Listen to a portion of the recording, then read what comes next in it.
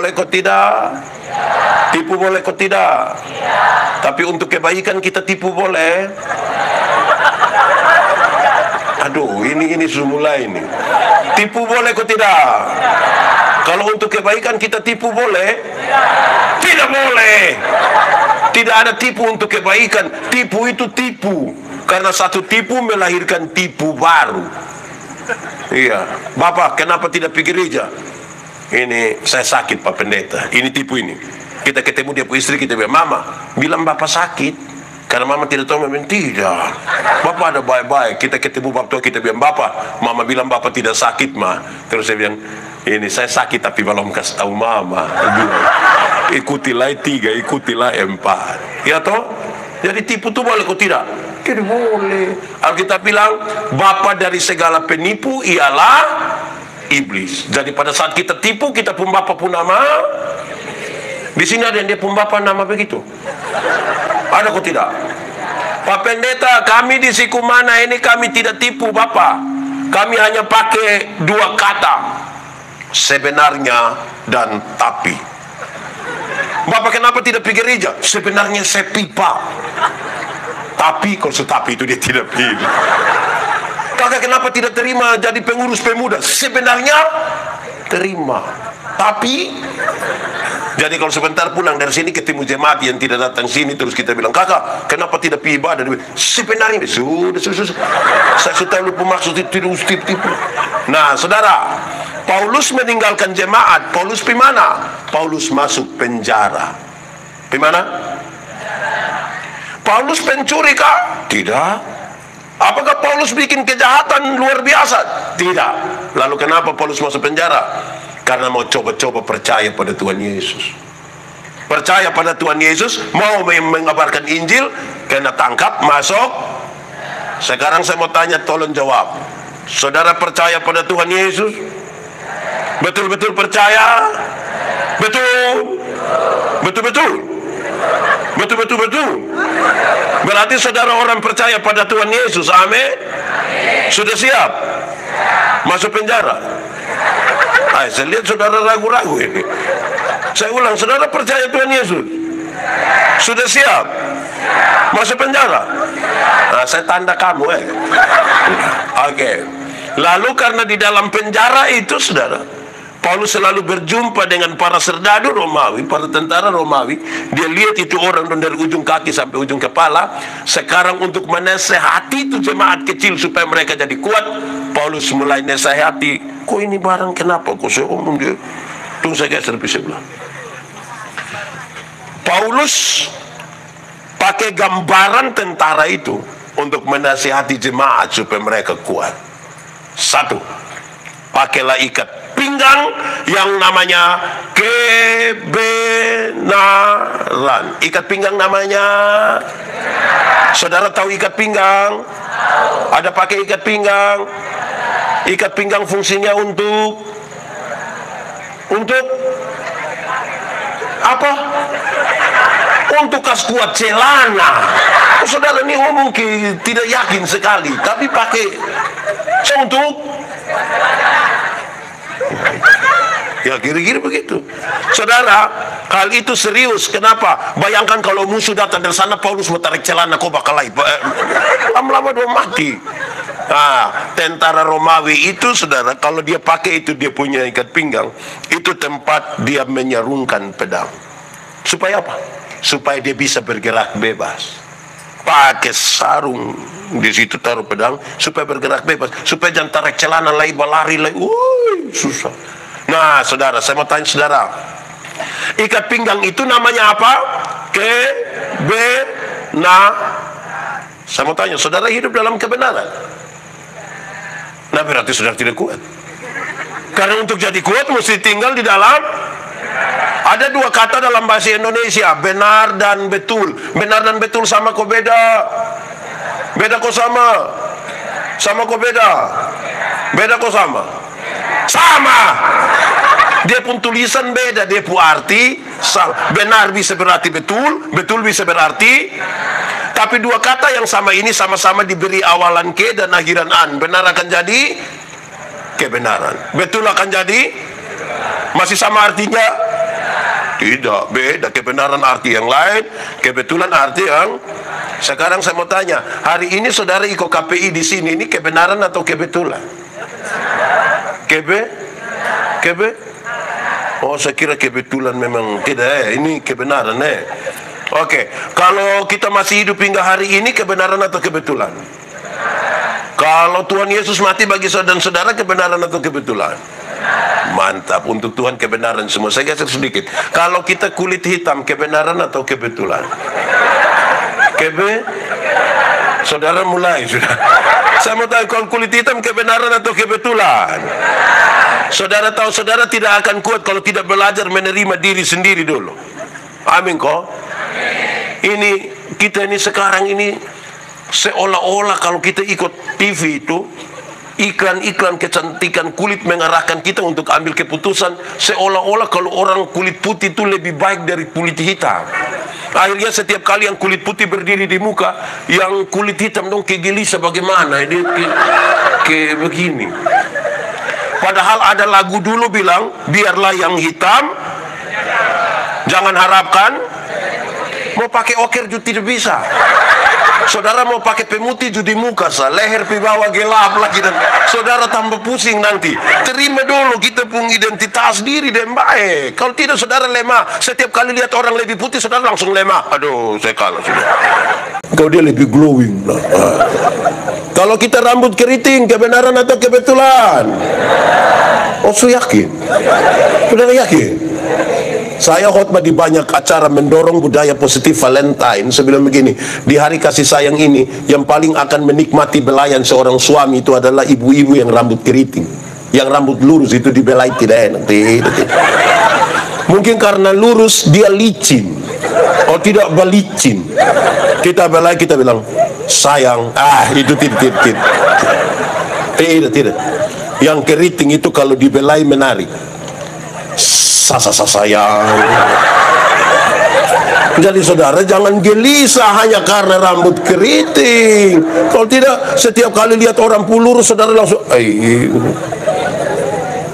gitu. Oke, mari kita bicara kebenaran. Banyak orang Kristen merasa dia tinggal dalam kebenaran, padahal belum tentu. Kenapa? Kebenaran dalam Alkitab itu punya 3 dimensi. Satu, kebenaran itu berdimensi legal. Berdimensi apa? Legalitas, ikut aturan. Semua bentuk pelanggaran terhadap aturan Tuhan tidak mau, itu salah, Tuhan tidak suka. Jadi harus ikut yang benar, ikut aturan.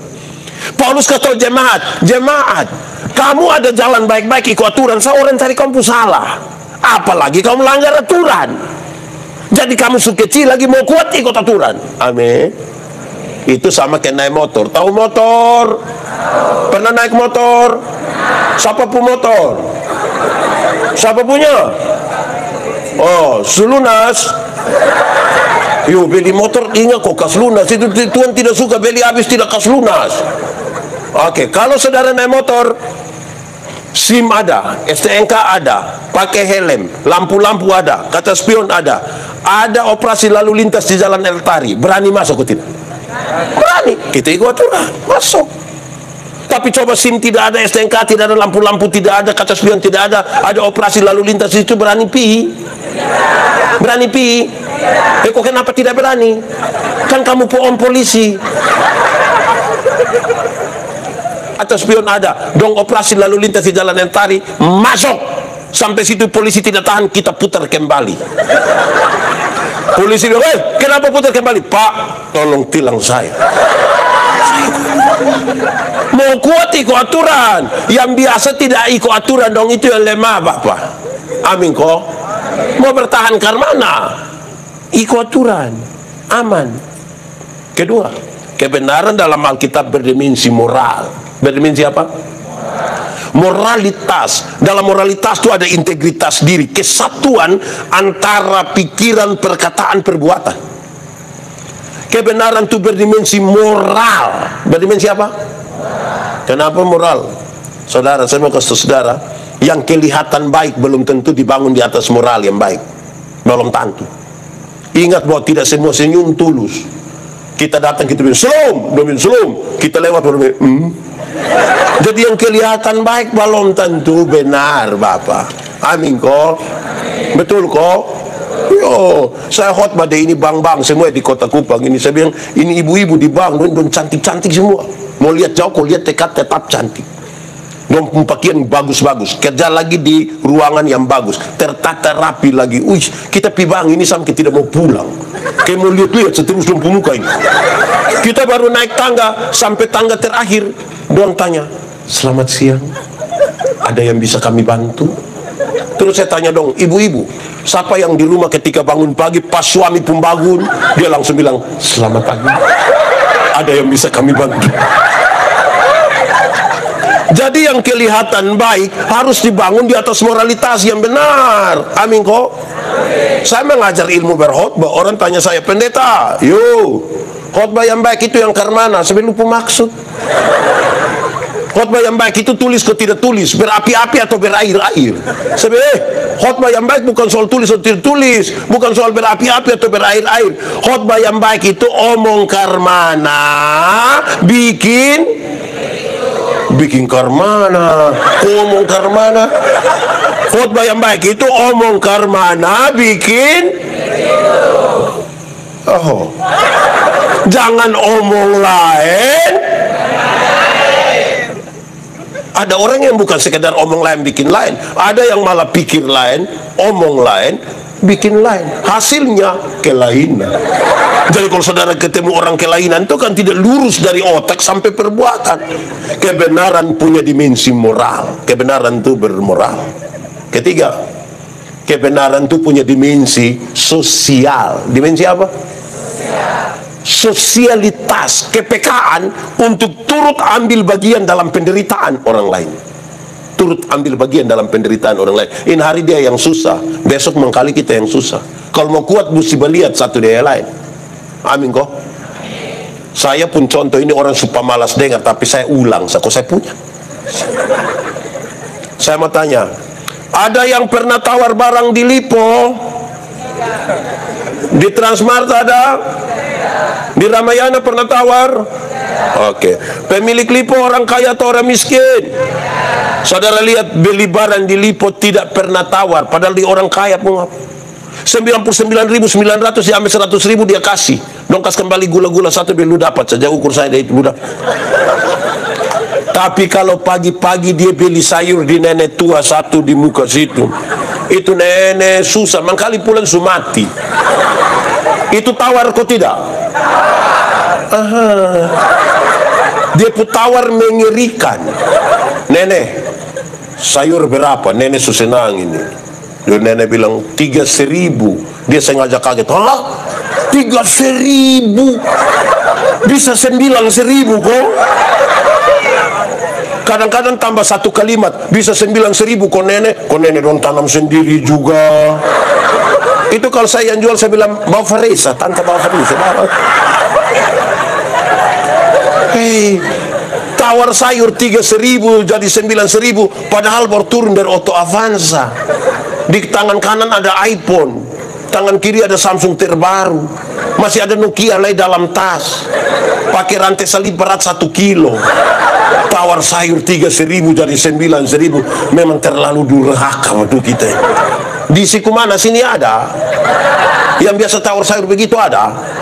Siapa pun mama coba angkat tangannya. Tawar begitu, tawar ke 5 orang itu. Hei, karena itu ibu-ibu, di sini tidak ada ibu-ibu. Ibu-ibu, mulai besok tawar sayur terbalik. Tanya itu nenek, yuk sayur berapa nenek? 3.000. Maaf, bisa 3.000? Kalau bisa tawar sayur 3.000 jadi 3.000, itu hanya 3 kemungkinan.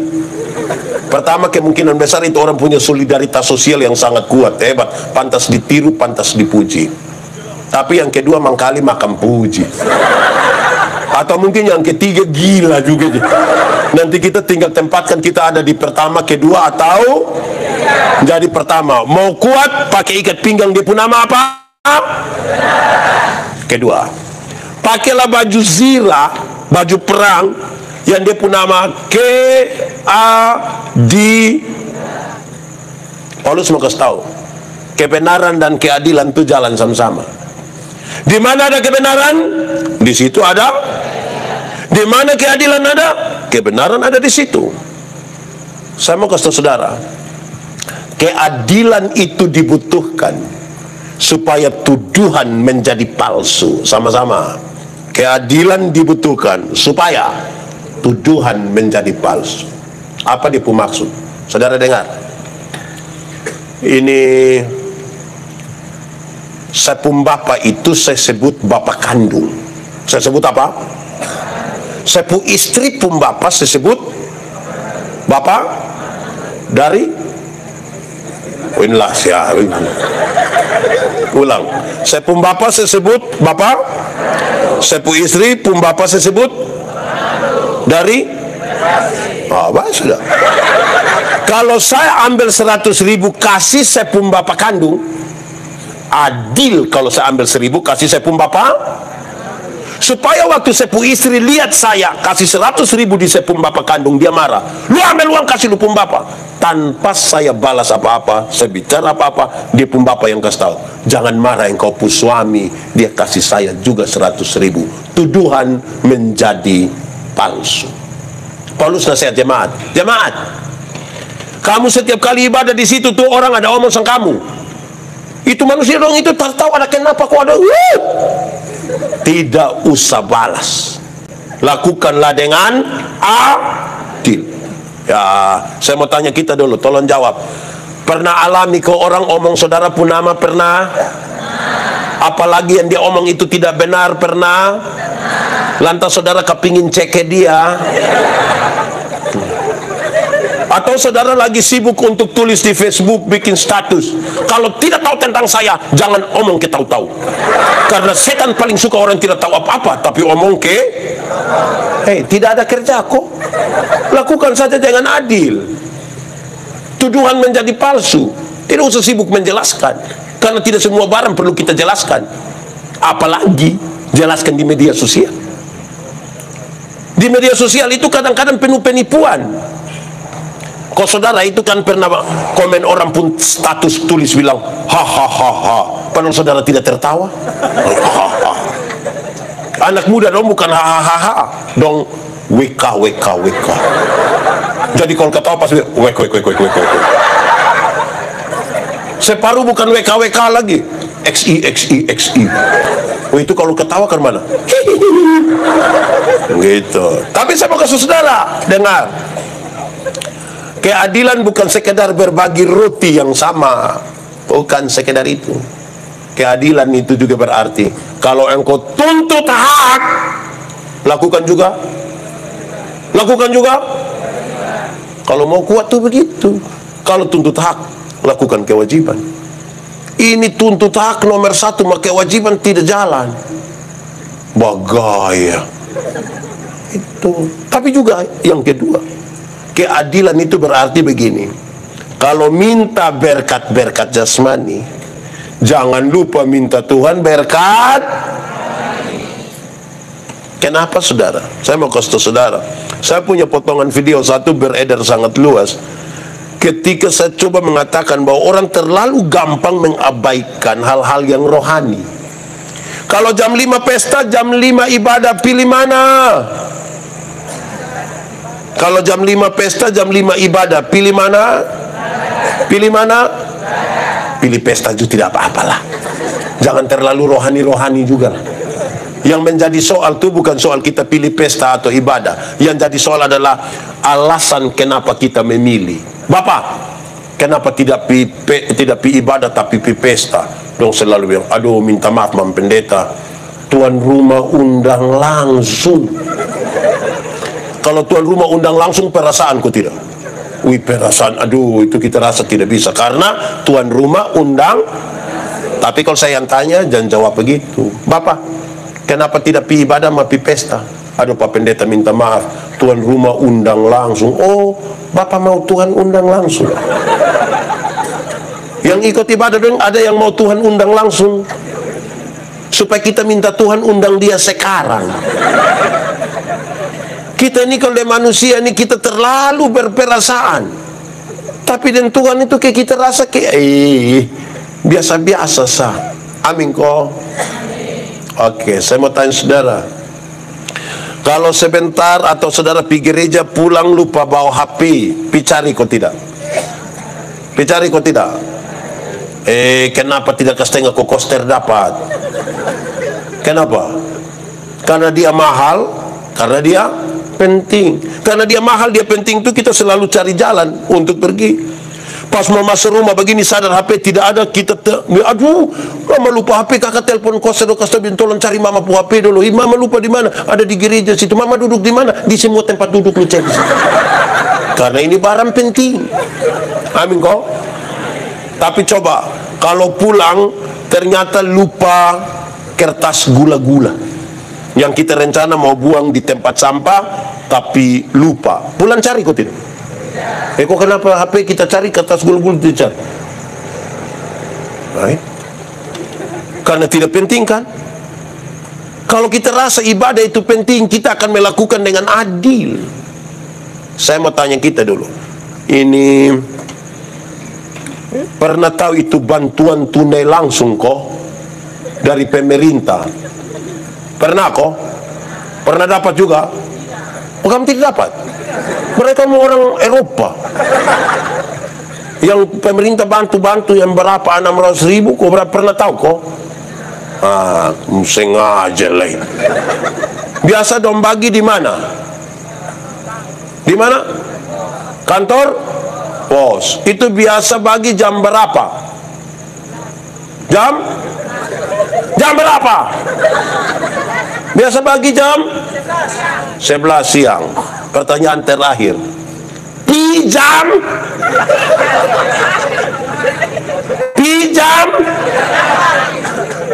Kok kenapa dia bagi jam 11, saudara pi setengah 3 pagi? Tapi kalau ibadah, aduh Tuhan nih, Mam Pendeta, di Pniel ini gereja biasa jam berapa? Oke, anggap saya jam 8, anggap saya jam 8. Jam 8 dong suami istri siap habis tapi tidak pi. Nanti anak bilang, "Bapak, Mama, kok siap habis kenapa belum pi?" Dia bilang, "Kok belum ada orang ah?" Lu sudah yang orang, mau siapa lagi? Di Sikumana sini ada yang begitu. Di Pniel juga begitu. Dia majelis kok jemaat. Majelis jemaat. Ada ada. Dia faham. Gaya. Tidak adil. Kadang-kadang sebagai pendeta ini saya kejengkel juga. Don bikin acara di rumah ini, ada syukuran, bikin pesta ibadah. Saya lihat-lihat ini, waktu ibadah orang sedikit. Pas makan, saya ulang. Waktu ibadah orang pas makan banyak kok sedikit.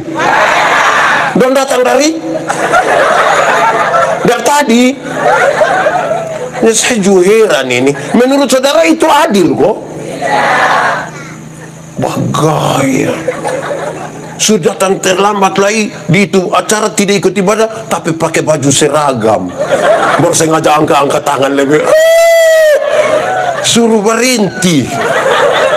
Itu bukan kuat, itu lemah itu. Mau kuat tadi pertama pakai ikat pinggang namanya. Kedua pakai baju sirah namanya. Ketiga pakailah sepatu, kasut, sendal yang dia pun nama kerelaan. Dia bilang apa? Nanti ada koma di situ tapi saya jelaskan dulu. Itu tentara Romawi dong kalau supaya kami dong sepatu, dong sendal itu mau ikut mana?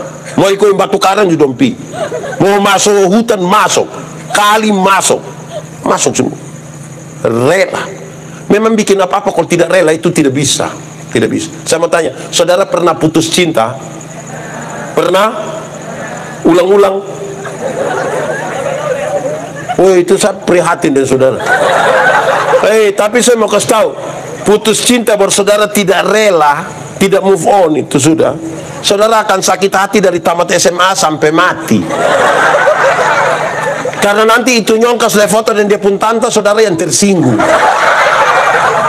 Nanti saudara capture itu foto, baru lingkar merah di itu tante pun kepala, anak panah merah tunjuk di itu tante pun mata. Messenger itu laki-laki bertanya, siapa tuh? Saudara sakit hati sampai mati. Rela. Saya mau kasih tahu saudara, anggap saudara ada satu baju yang itu baju paling geng sudah. Pokoknya pi pesta juga itu baju, pi gereja juga itu baju, pi orang mati juga itu baju, kumpul keluarga juga itu baju, KPI juga itu baju sudah. Pokoknya itu warna hitam itu baju sudah. Terus ini satu saat ada acara begini, ada keluarga dari kampung datang yang begini, Susi, pinjam Susi pun baju hitam. Kita masih pikir-pikir kau mau tolak dia pun permintaan. Terus orang tua datang, kasih. Itu yang kau pun saudara itu kasih. Sebab besok-besok kalau yang kau susah bukan kau pun baju yang bantu, saudara yang bantu. Saudara bisa bayangkan kalau dia kasih tapi tidak rela, bisa bayangkan. Itu saudara, saya bayangkan itu dia akan pegang begini. Dia pegang di ujung seperti ini. Amesu. Amete itu hari lu tambah 2.000. Amete itu hari waktu live RB di Facebook lu yang jawab. Lu yang bilang fix sayang, fix. Di Sikumana ini juga familiar dan fix sayang. Awas Oke. Lantas saudara ini diangkat ambil ini pakaian, dia pergi masuk di rumah, dia ganti cepat-cepat, dia keluar datang, dia bilang, Susi, cocok kok, cocok. Terus kita, iya cocok. Pas lu perlu buncit itu. Jadi bikin apa-apa kalau tidak rela tidak bisa Bapak. Amin kok. Dia punya sepatu namanya apa?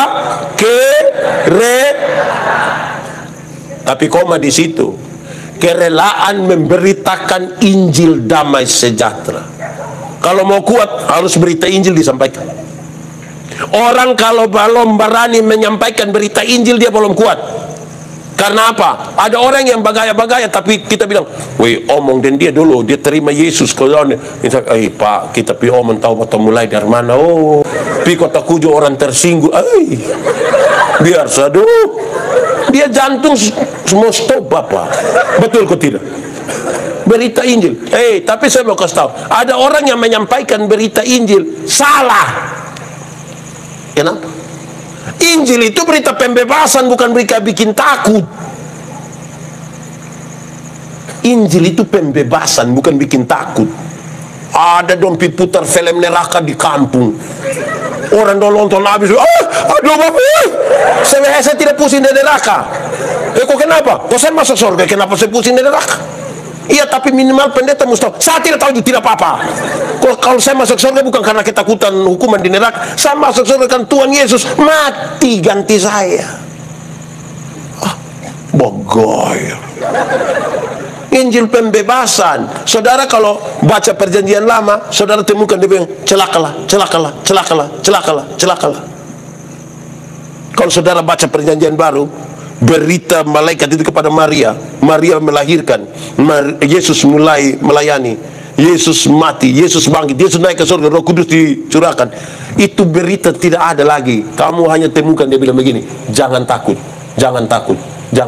Injil itu pikas tahu yang takut, dia bilang jangan takut, bukan piko bakas takut. Karena yang tukang bakas takut itu setan. Tuhan Yesus pernah kasih takut saudara? Nah yang kasih takut sekau nitu wango. Iya. Supaya apa? Supaya kalau ada anak muda satu datang ke saya dia bilang begini, Pak Pendeta Yandi, saya rasa saya ini manusia paling berdosa di dunia. Saya bilang, kakak, Pak Pendeta juga orang berdosa kakak, tapi kasih Tuhan lebih besar dari kita dua pun dosa. Itu pembebasan dia pun nama. Tapi bayangkan kalau dia datang ke saya bilang, Pak Pendeta Yandi, Saya rasa saya ini manusia paling berdosa di dunia. Terus saya bilang, iya saya lihat lu muka ini muka berdosa. Saya sudah tahu. Lu ini muka berdosa. Lu ini kalau tidak bertobat naik kaki tangan dong patah buang semua. Ini berita macam apa yang bakas taku orang. Saya kalau berdoa di rumah sakit ada nenek tua yang sakit, saya berdoa, nenek kita mau berdoa, mungkin saya doa habis itu nenek mati, tapi nenek mati masuk surga kan Tuhan Yesus jaga nenek. Oh itu dia bilang mau mati mau hidup. Itu berita pembebasan.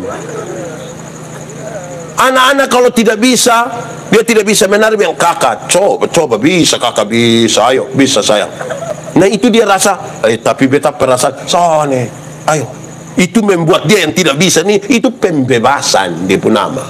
Injil itu. Bukan pikas takut, manusia. Itu Injil apa? Saudara, saya mau kasih tahu saudara dua hal. Pertama, menginjil. Saya pun pengalaman menginjil banyak, tapi dua ini yang suka saya cerita di mana-mana. Saudara dengar masih cerita ulang. Kok saya punya nak? Satu,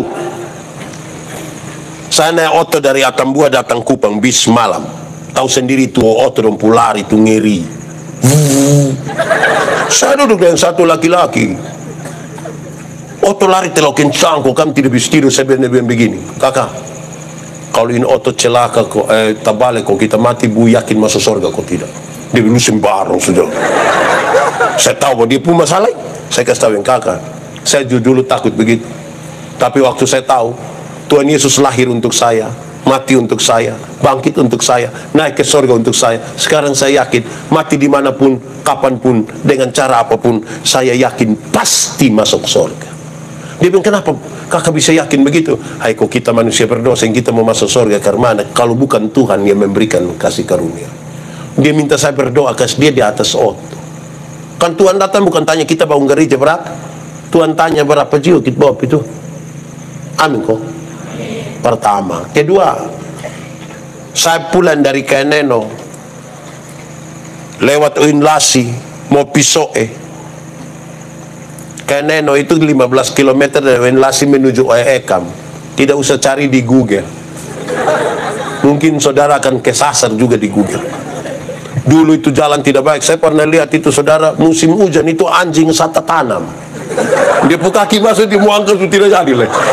Apalagi motor metik dong, tidak jadi. Saya mau pulang kira-kira waktu 6:30 malam. Ada satu nona kerja di Plan Internasional di Soe. Dia juga mau ke Soe, tapi kan daerah perbatasan agak malam, dia takut jalan sendiri mangkali, dia butuh teman. Dia dengar ada bunyi motor dari bawah menuju dia, dan itu saya. Bukan boy, saya. Pas saya sampai di dia muka, mungkin dia takut saya lewat, toh dia tunggu di bundaran di Uinlasi. Mungkin dia takut saya lihat, dia lompat di tengah jalan, dia bilang, Kak. Saya dalam hati, Kak, nah. Ini malam, makanya dia bilang, kalau siang, kamu sudah tahu. Jadi, tapi sudahlah, manfaatkan malam itu. Pas dia bilang, Kak, saya langsung bilang, iya dek, iya biar berimbang sedikit. Tidak mungkin dia boleh semangat, kau bilang, Kak, terus saya bilang, omong deng, kan dia rasa tidak baik. Jadi pas dia bilang, Kak, saya bilang, iya dek, kakak mau Pisoe? Iya. Bolehkah kita sama-sama? Saya bilang, kenapa tidak? Kita sama-sama, masing-masing pakai dia punya motor. Saya ikut kiri, dia agak di tengah. 3 km kami sampai Kie. Ada orang bawa motor dari kampung belakang, lari kencang, serempet dia. Vup. Saya tahu dia kaget dan dia marah. Ini orang selewat sana, saya bilang dia begini, non, kira-kira itu laki-laki kalau dia celaka kau mati masuk surga kau tidak? Itu nona bilang, ya macam begitu itu tidak masuk itu. Terus saya bilang begini, tapi kalau non yang celaka kau mati masuk surga kau tidak? Tahu lah ini. Kita boleh menghakimi semua orang tidak masuk, tapi kita sendiri juga tidak yakin juga. Akhirnya saya tahu dia punya masalah. Saya bilang begini, non, kakak juga dulu begitu, kakak takut. Tidak tahu mati mau pergi mana. Tapi waktu kakak tahu bahwa Tuhan itu lahir untuk kakak, mati untuk kakak, bangkit untuk kakak, naik ke surga untuk kakak. Sekarang kakak yakin, mati dimanapun, kapanpun, dengan cara apapun, kakak yakin pasti masuk surga. Dia bilang, bagaimana kakak bisa yakin begitu?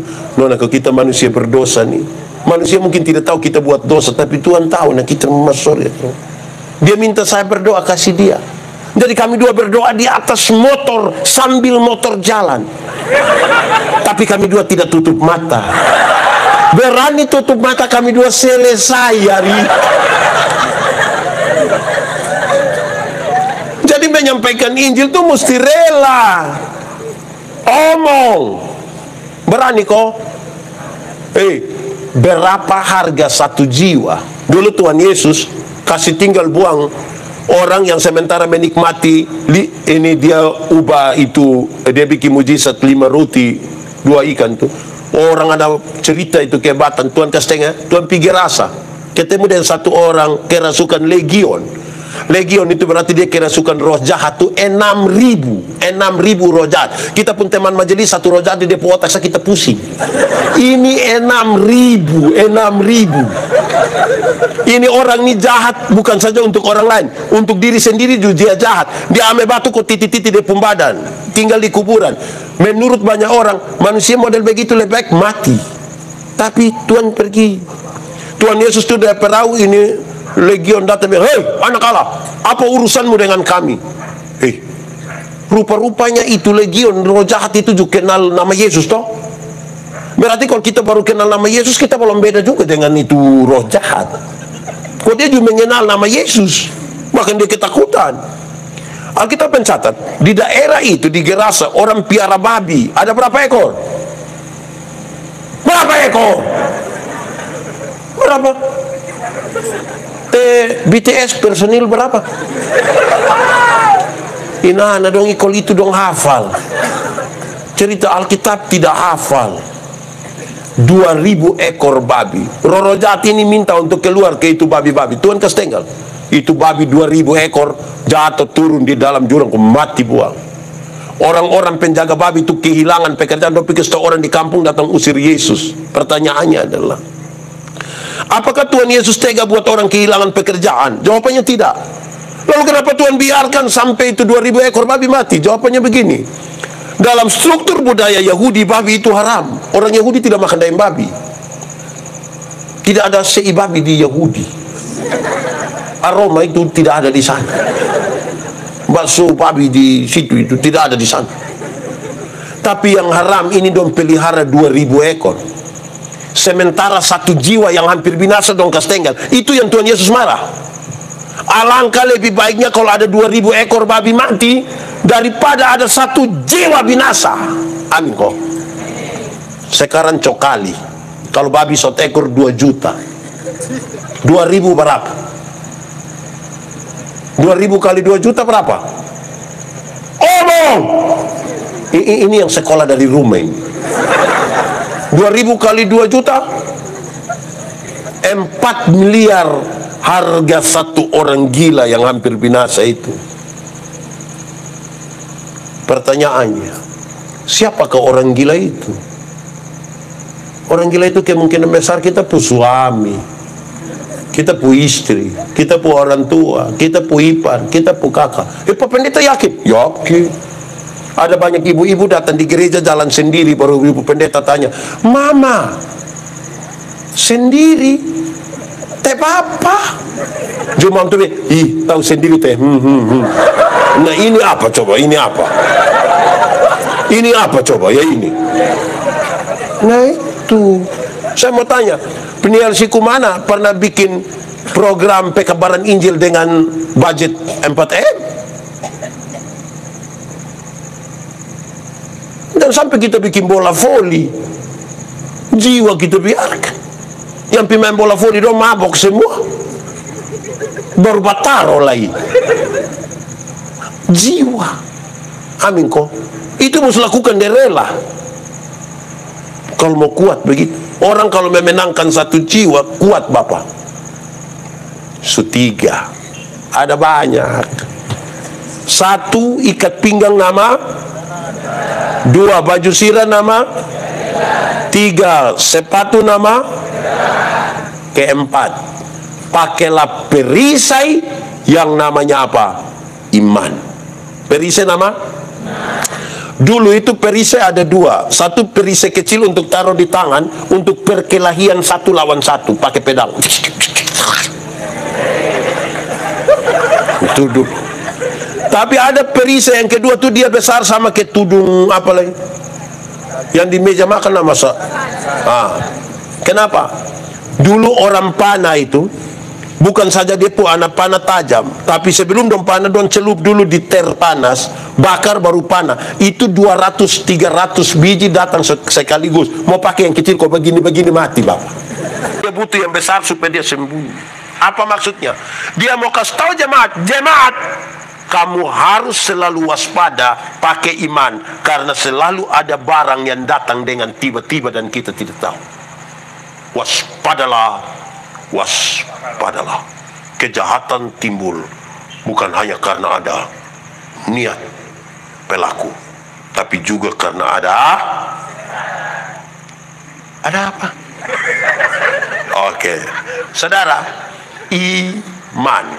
Dunia ini berubah. Kita masuk 2021 itu dengan harapan yang kuat toh.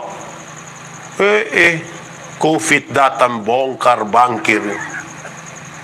Belum lagi seroja datang, kita kirain tahun hujan bagus. Hancur. Kalau iman tidak ada.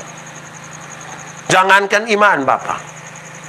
Jangankan omong Covid seroja.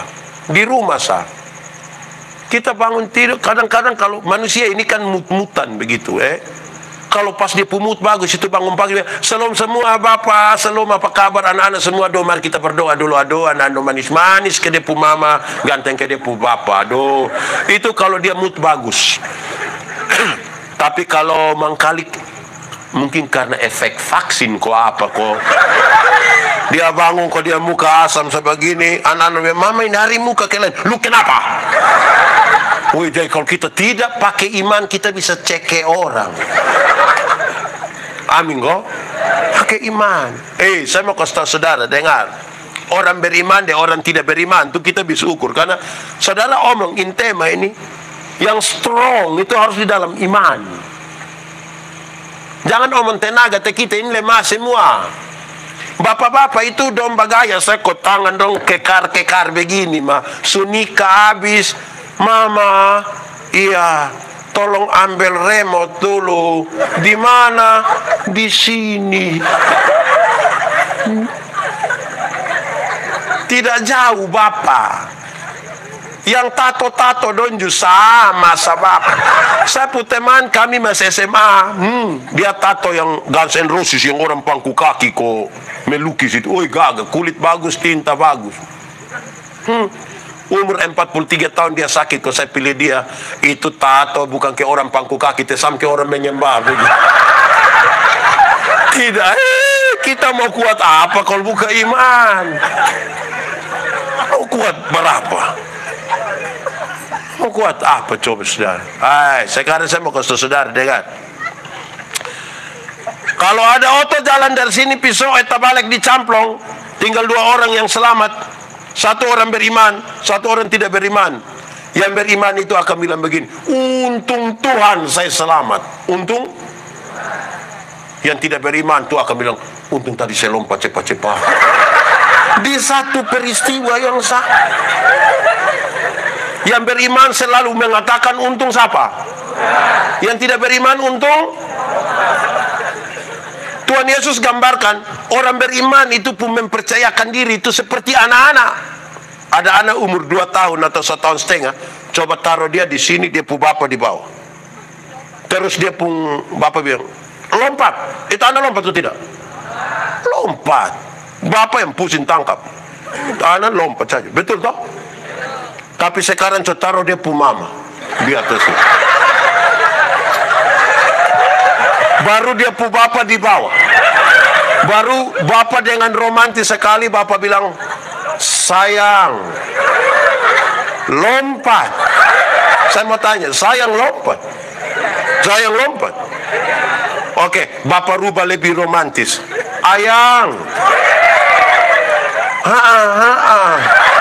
Lompat. Ayang lompat, ayang lompat. Ayang biar lu ayang lu kutulang begitu. Beriman tuh penyerahan total. Kalau mau kuat penyerahan total. Amin kok. Begitu. Kalau kita gabung satu, yang tiga dan keempat, berita pembebasan. Kita ini kadang-kadang kastaku orang, bukan buat orang tambah beriman, buat orang tambah takut. Ibu-ibu, ini nenek-nenek semua.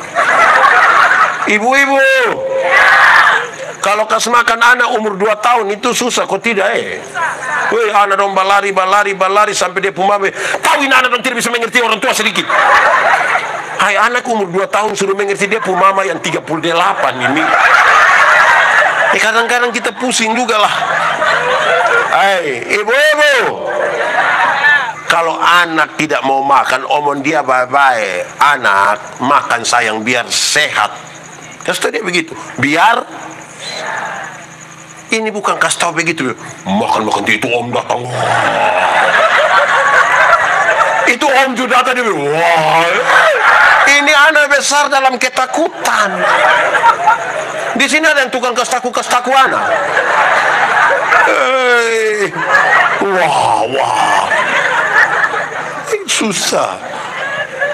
Kalau tengah malam anak-anak dong belum bisa tidur, kasih tahu dia bye-bye. Adek, bobo sayang, biar besok pagi bangun lebih tempo sayang. Ayo tidur papa dan mama sudah capek nih. Ayo, bobo sayang. Adek belum bobo, nah papa mama bobo dulu aja. Iya tuh. Omong bye-bye. Adek bobo, ini dong bukan omong bye-bye di adek teh. Dan 2 suami istri sepakat kas mati lampu. Kas mati lampu lebar tua keluar dari pintu belakang, tiba diri di jendela kamar. Baru bab tua sengaja garu jendela. Dia pun mama sengaja kaget. Om ada subobom. Ini keluarga tipu-tipu. Ini keluarga tidak betul ini. Saudara, ini corona ini sudah lebih dari 2 tahun. Orang tua don curhat di saya demi Pak Pendeta Yandi. Ini anak dong sudah lalu. Kenapa? Kami telepon dong, anak dong. Kamu di mana? Ada nih. Datang jemput bapak mama, kau bawa pesiar sedikit Pilipo, kau Transmar, kau jalur 40, kau Oeleta Pengkase, kau mana bawa dulu. Anak dong jawab kita bilang begini. Woi, tua-tua na tidur di rumah. Corona ada cari yang tua-tua dong. Bapak bayangkan anak dong ini begini. Saya bilang 2 hal. Pertama, saya prihatin ini anak dong orang tua minta tolong kau bawa pesiar sedikit dong kasih takut. Tapi yang kedua, coba bapak mama ingat-ingat kembali dong. Ingat kembali dong. Jangan sampai itu hari dong masih kecil bapak mama ada kas taku sendiri. Sekarang bapak mama su tua dong su besar. Dong kas taku kembali. Apa yang kamu tidak mau orang perbuat kepadamu,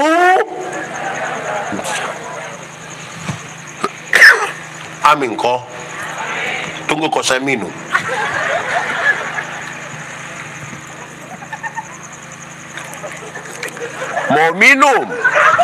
Mau minum makanya khotbah.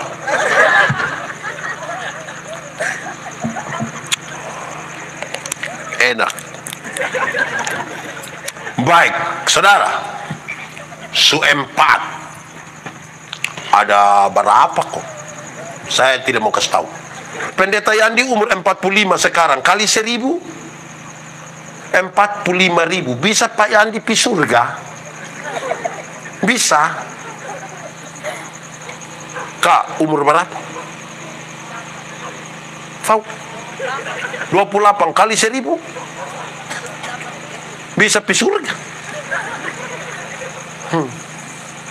Kak, umur berapa? 30 20 kali 1000 20.000 bisa pi surga. Ini jantannya yang lebih tua dong, parah bapak.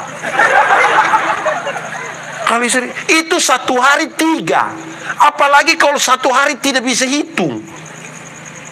Kita mau bisa masuk surga. Karena itu Alkitab bilang, sebab oleh kasih karunia kamu diselamatkan oleh iman. Itu bukan hasil pekerjaanmu tapi pemberian Allah. Itu bukan hasil usahamu. Tidak boleh ada orang menyombongkan dirinya. Tidak boleh. Pak Pendeta, lalu perbuatan baik di mana? Oh, perbuatan baik itu ungkapan syukur, ungkapan terima kasih. Saya kasih contoh.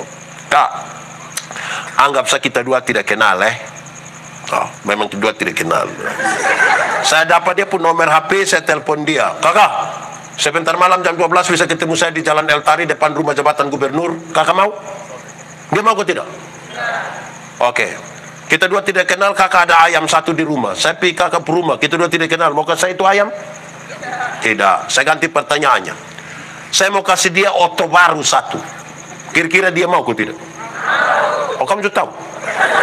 Terus saya beli kasih dia oto baru 0 km Pajero Sport. Harga kira-kira 700 juta ini. Saya beli habis, saya kasih dia dan cuma-cuma. Ini kakak dapat. Waktu dia dapat dan cuma-cuma. Ada perubahan perilaku dari dia ke saya kok tidak? Saya telepon jam 12 malam datang kok tidak? Saya pergi dia ke rumah ada ayam dia kasih kok tidak? Kenapa kok dia takut supaya begini? Karena dia telah menerima sesuatu yang dia dapat dan cuma-cuma dari saya yang sangat mahal. Berubah tingkah laku sebagai bentuk terima kasih. Jadi dia bilang, pakai itu keselamatan yang Tuhan kasih itu untuk berdiri. Kan dia berikan dengan cuma-cuma, kampung tugas itu terima. Amin kok. Sulima. 1. Ikat pinggang nama. Baju sirah. Sepatu. Perisai. Ketopong. 5 alat ini. 5 perlengkapan ini perlengkapan bertahan. Perlengkapan apa? Oke. Di sini ada yang suka bola kaki. Bukan dia suka dengan itu bola. Maksudnya dia senang menonton sepak bola. Ada? Real Madrid kok Barca. Real kok Barca. Barca kok Real. Oke, Barca. Barcelona itu biar hebat-hebat begitu, saudara. Tapi kalau hanya bertahan saja, itu terakhir lawan WSO juga kalah. Dia harus menyerang supaya memenangkan pertarungan, toh. Amin. Dia kasih tahu 2 perlengkapan untuk menyerang. Untuk bertahan tadi sukuat, kebenaran, keadilan, kerelaan, iman, keselamatan, bertahan. Sekarang mau menang, pakai 2. 1, firman. 1 nama apa?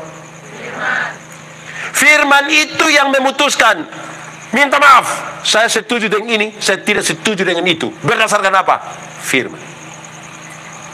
Minta maaf, saya akan ikut ini jalan karena ini yang benar, ini salah. Firman yang menentukan, bukan karena kita dua berkawan. Dia kasih tahu, firman itu seperti pedang bermata 2. Dia iris ke depan, tapi iris juga ke belakang. Artinya, kalau kutip kasih orang lain firman, jangan lupa untuk diri sendiri juga. Amin kok.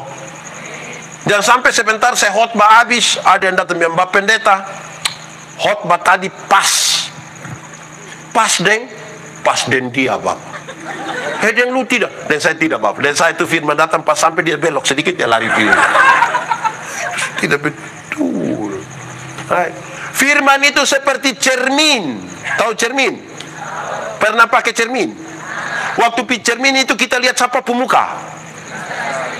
Nah, kita lihat kita diri. Kita tidak ada rencana apa-apa, pas kita pemuka baru kita bilang.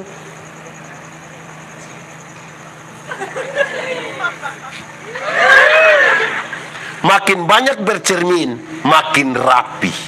Amin kok. Tapi ingat, ada satu kaca yang dia pun nama kaca spion. Tahu kaca spion? Pernah pakai kaca spion? Di kaca spion lebih banyak lihat diri atau lihat orang? Kita di Sikumana ini lebih banyak pakai kaca spion atau cermin? cermin pion.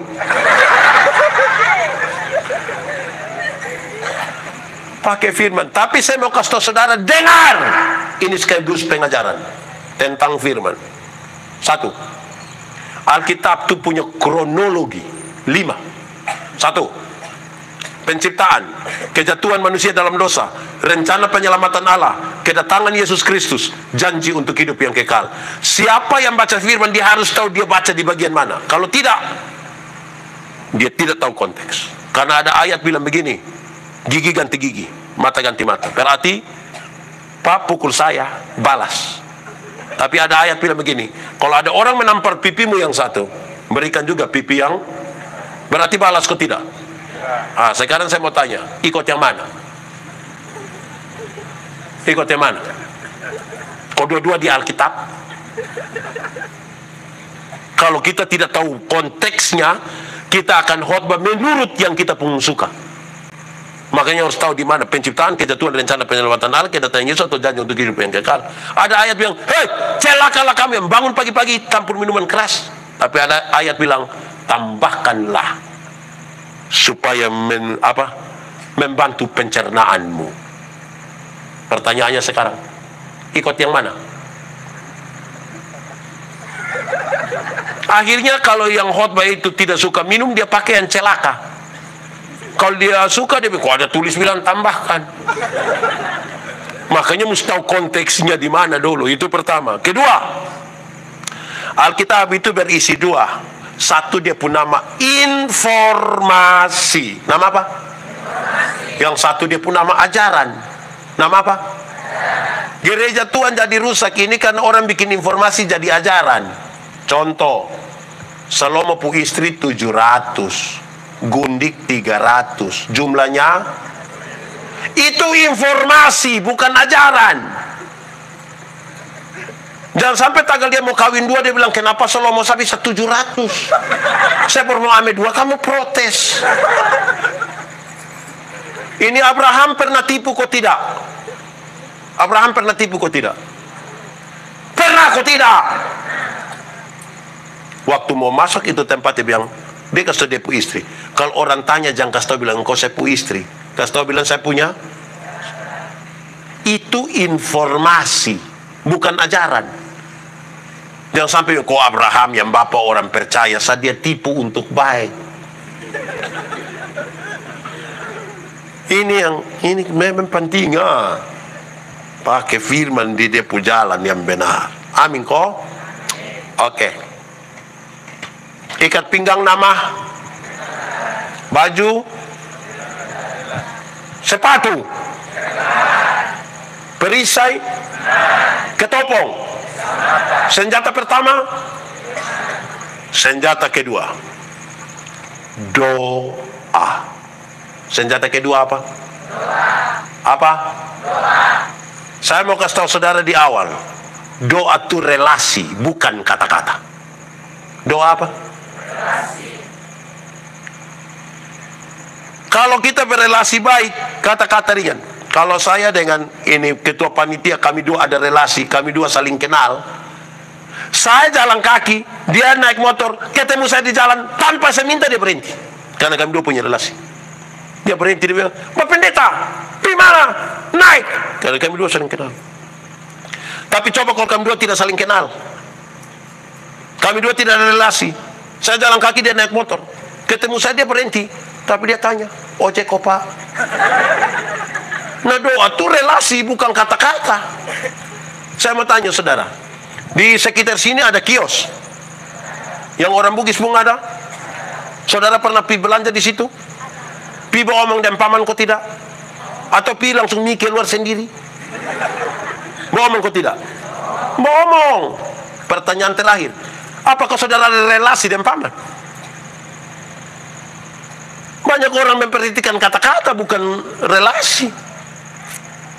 Menurut saudara, saya kenal saya punya istri kok tidak?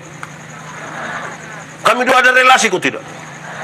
Berdasarkan kami dua punya relasi dan kami dua saling kenal, kalau saya mau minta teh di saya punya istri, cara mintanya ringan-ringan. Saya bilang, Mama, bikin teh dong sayang, gelas kecil saya, jangan terlalu banyak gula, Papa takut sakit gula. Kan cara minta yang begitu. Tidak mungkin saya bilang di pusat istri bilang begini, Mama, berikanlah segelas teh. Jangan terlalu banyak gula ya. Papa takut sakit gula. Itu pas habis mantua tanya, lu sehat?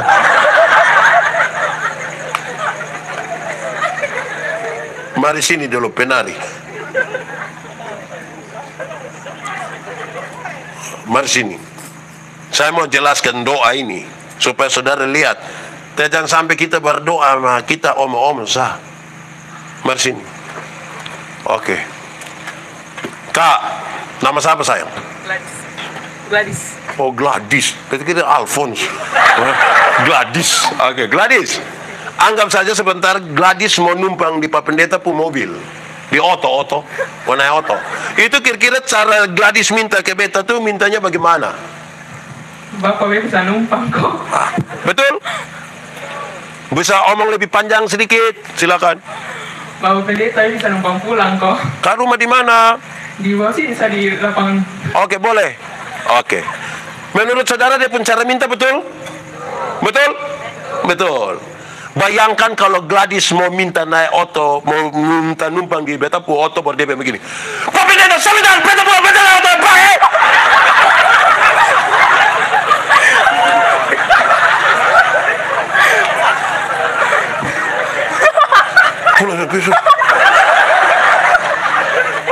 Saudara bisa tangkap apa yang saya maksud? Tuhan salah apa kok kita pimas parak dia? Doa itu relasi, bukan kata-kata. Kekuatan doa bukan pada waktu saudara menangis atau saudara, saya mau panggil ulang. Siapa lagi? Mau Gladys mau datang ulang kok? Siapa mau datang silakan. Mardol. Sebentar naik oto.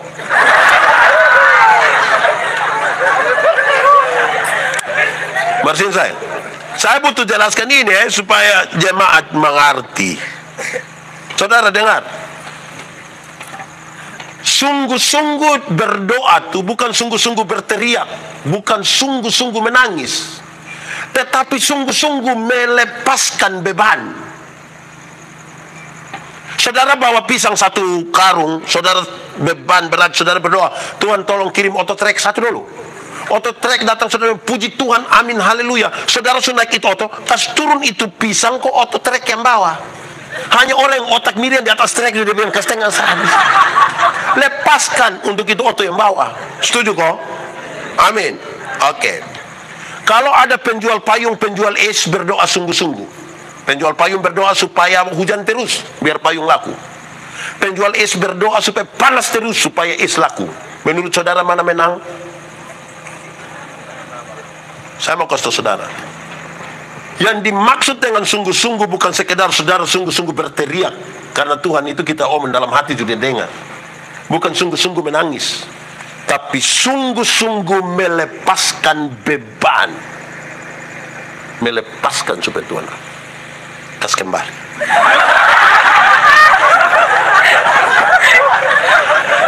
Iya, nama siapa sayang? Iren. Iya. Right. Sungguh-sungguh melepaskan beban.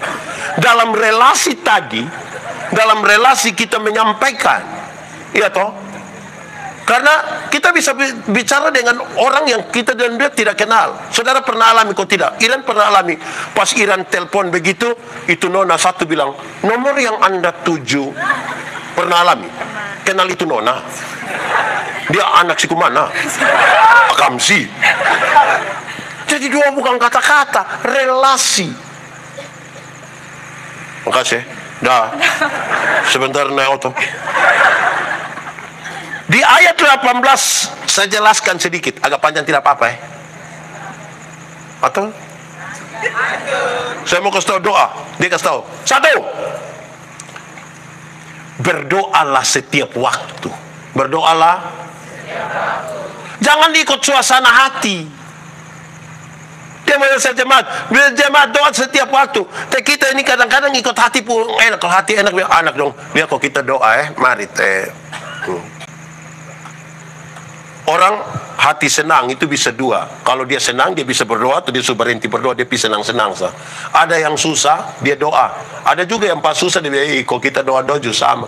Waktu di sebelah tidak tahu doa mah dia ada baik-baik. Berdoalah setiap. Kedua, dia bilang begini. Ayat 18 itu baca, Kobet, dengar ulang. Cepat. Bukan, berdoalah. Oke, kedua, berdoalah di dalam roh. Berdoa dalam roh itu bukan berarti saudara pergi belajar bahasa roh kok berdoa dalam bahasa roh, karena bahasa roh itu tidak bisa diajarkan. Nanti roh yang bekerja untuk menyampaikan. Dan bahasa roh itu kalau disampaikan itu dimengerti karena ada orang yang menerjemahkan supaya kita tahu. Karena menurut pertama Korintus 14, kalau kamu omong kalau tidak mengerti itu apa? Tidak penting bagi pembangunan jemaat, dia bilang. Lanjut ya. Berdoa roh, dalam roh. Roh yang dimaksud itu Roh Kudus. Saya mau kasih saudara, pertama, Roh Kudus itu menyatukan kita dengan Tuhan. Yang kudus, yang sembah, kita sembah itu Tuhan. Yang kudus tidak dapat bersatu dengan tidak kudus. Karena itu mau berdoa mesti jaga kekudusan. Yang terang tidak dapat bersatu dengan yang gelap. Roh Kudus itu yang menyatukan kita. Kalau kita di terang sini bisa lihat orang di gelap. Kalau orang di gelap bisa lihat kita di terang. Karena itu jaga kekudusan. Dia berdoa dalam roh, itu bagian pertama. Bagian yang kedua saya mau kasih saudara, dengar ini. Berdoa dalam roh, kalau saudara baca Roma 8 ayat 28, dia bilang begini, Allah turut bekerja untuk mendatangkan kebaikan. Orang suka itu ayat kok bikin status pakai baik juga. Tapi sebelum ayat 28 ada ayat 26, 27. Dia bilang begini, roh berdoa untuk hal-hal yang tidak terungkapkan, tidak terkatakan. Kenapa? Ada dua alasan. Pertama, manusia tidak tahu 1 menit ke depan dalam hidupnya apa yang terjadi. Manusia tidak tahu. Itu roh yang tahu. Kedua, ketika manusia ada dalam masalah, manusia tidak tahu apa yang paling benar menurut Tuhan untuk dia lakukan. Karena itu roh yang berdoa untuk hal yang tidak terkatakan itu. Paham ayat 26-27 itu baru boleh katakan Allah turut bekerja untuk mendatangkan kebaikan. Makanya dikasih ingat, berdoa senantiasa, tapi juga kedua, berdoa dalam roh. Ketiga apa? Apa? Kuat sedikit. Berdoa itu dalam berjaga-jaga. Ini satu bagian di mana dia mau ajar kita, hei kamu pun bagian mana? Tuhan pun bagian ada, tapi kamu pun bagian mana? Kamu mesti berjaga-jaga. Saya mau tanya, di sini yang ikut KPI ini ada yang punya kios kok di rumah ada? Ada kok tidak? Ada Saya mau tanya saudara, siapa yang karena dia suka berdoa mulai sebentar malam dia pulang dia bilang begini, anak-anak dong, mama dan bapak kasih ingat, mulai sebentar tidak usah lagi tutup kios. Kamu tidur saja. Karena kita berdoa. Bisa. Kemungkinan besar besok beras dong tidak ada lagi. Jadi berjaga-jaga itu kita justru siapkan sesuatu bisa. Nanti saya jelaskan paling terakhir. Tapi yang kedua, dalam konteks itu dia mau kasih tahu, berjaga-jagalah akan kedatangan Tuhan. Amin. Tuhan datang harus menemukan kamu dalam keadaan berdoa. Jangan Tuhan datang ketemu kamu sementara cakar KP.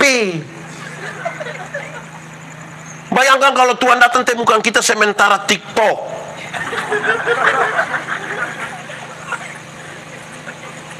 Harus bertemu dengan kita. Apalagi Alkitab bilang dia datang seperti pencuri di waktu malam.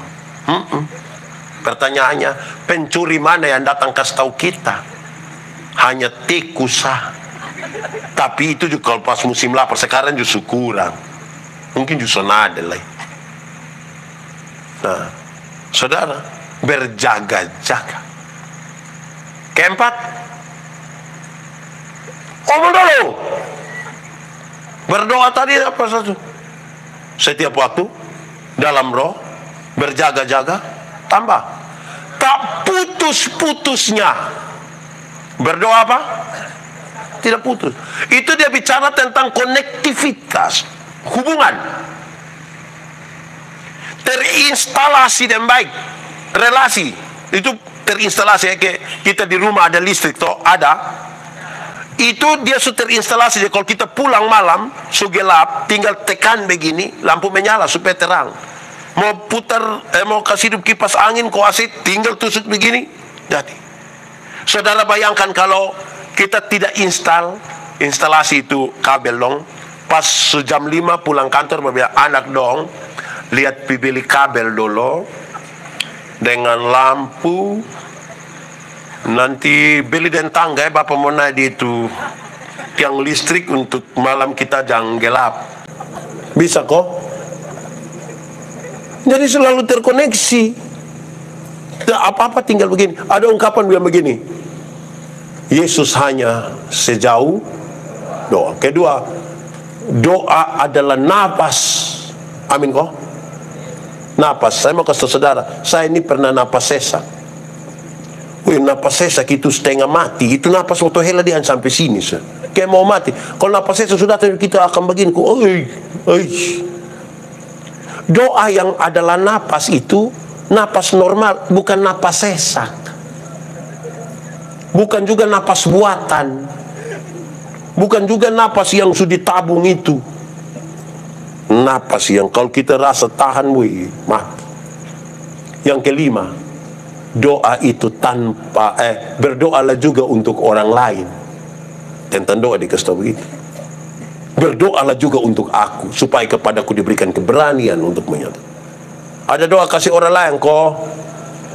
Pernah? Oke, doa apa? Doa serahkan. Saudara lihat, ikat pinggang nama. Ini dong tidur semua. Ikat pinggang nama. Baju sirah. Sepatu. Perisai. Ketopong. Senjata 1. Senjata 2. Ini barang menolong kita untuk kalau saudara strong in God. Saudara tahu apa yang harus saudara lakukan dan apa yang harus Tuhan lakukan. Kadang-kadang kita mesti berdiam diri, tapi terkoneksi antara yang kita imani, kita pikirkan, kita lakukan. Saya suka pakai 2 contoh ini. 1, mati hidup Tuhan yang atur. Amin. Nah, itu soal iman. Yang iman ini kasih tahu di otak. Lu tahu kok tidak? Tidak? Lu kasih tahu. Otak, mati hidup itu Tuhan yang atur. Jadi otak tolong kasih tahu kaki, supaya kalau ada auto trek lari kincang ikut jalur 40, kaki jangan lompat di tengah jalan. Amin kok. Kedua, ada masa depan dalam tangan Tuhan. Amin. Saudara percaya Tuhan siap masa depan bagi anak-anakmu? Amin. Oke, saya juga percaya. Tapi yang antar itu anak dong pi sekolah, bukan Tuhan yang antar. Siapa yang antar? Orang tua. Atau siapa yang di Sikumanin dia terlalu sibuk, jadi pagi dia berdoa, Tuhan saya sibuk jadi Tuhan tolong jemput adik dong. Tuhan yang jemput pulang kita menangis Bapak. Jadi kalau saudara kuat di dalam Tuhan, ini 7 hal mesti ada. Kuat dalam bertahan, kuat dalam menyerang. Kita ulangi sekali lagi. Ikat pinggang nama, baju sirah nama, sepatu nama, perisai nama, ketopong nama, senjata pertama, senjata kedua. Kamu pasti kuat di dalam Tuhan. Masalah kan ada toh. Saudara punya masalah, tidak usah omong. Saya lihat yang ini muka masalah semua. Masalah ialah kesenjangan antara harapan dan kenyataan. Harapan menikah umur 28, sekarang sudah 34. Masalah kok bukan? Harapan menikah dan dia, kenyataan dia nikah dan kita pun teman. Masalah harus pakai itu semua, kamu akan tetap berdiri. Amin. Mari kita tunduk kepala, teman.